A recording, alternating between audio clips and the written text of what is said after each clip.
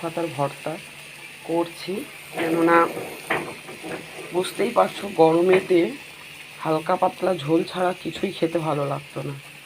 তো ওই জন্যই গরমের সময় শুধু পাতলা ঝোল ছাড়া আর হাবড়ি জাবড়ি কিছু করতাম না। এখন মোটামুটি শীত পড়েছে, সব রকম সবজিও পাওয়া যাবে, আর উপরন্ত সব কিছুই খেয়ে হজম করা যাবে, ওতে কোনো মানুষের অসুবিধা হবে না।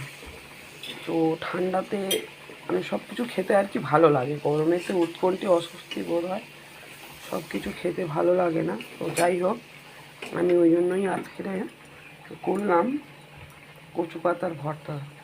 তো ভর্তাটা কিভাবে করলাম তোমাদেরকে দেখানো হয়নি বন্ধুরা, তো এখন তোমাদের মুখে বলে দিচ্ছি, তোমরা একটু সবাই শুনে রাখো, যদি কোনো দিন বানিয়ে খেতে চাও খেতে পারবে। তো প্রথমে আমি কচু পাতাটাকে কেটে কুচো কুচো করে ভালো করে জলে ধুয়ে নিয়েছিলাম, তারপরে একটু গরম জলে সেদ্ধ করে নিয়েছিলাম।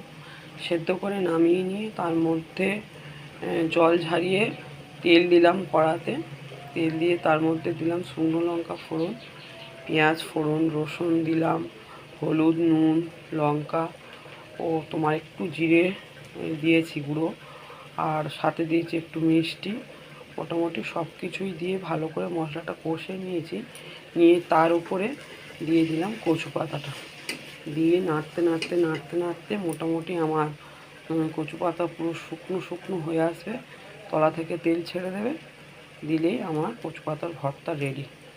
তো বন্ধুরা, তোমরা এইভাবেই কচু পাতার ভর্তা করে খেয়ে দেখো, অসম্ভব সুন্দর লাগবে, বিশেষ করে এই শীতের মৌসুমে। বন্ধুরা, কচু পাতাটা আমার একদমই হয়ে গেছে, এবার আমি নামিয়ে নেব। নামাবার পর তোমাদেরকে একটু দেখিয়ে দেবো কেমন লাগছে। তো বন্ধুরা, নামিয়ে নিয়ে ওর উপর দিয়ে একটু কাঁচা সর্ষের তেল আমি দিয়ে দিলাম,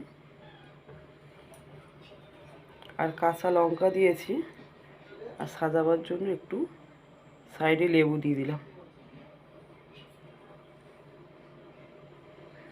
তো বন্ধুরা, তোমরাও এইভাবে বানিয়ে ঘরে খেয়ে দেখো, অসাধারণ সুন্দর টেস্টি হয়েছে। তো এই অবধি ভিডিওটা শেষ করলাম, সঙ্গে থাকো, দেখতে থাকো কেমন বন্ধুরা। আর ভালো লাগলে লাইক কমেন্ট শেয়ার করতে ভুলো না, লাইক কমেন্ট করার অনুরোধ রইল সবাইকে।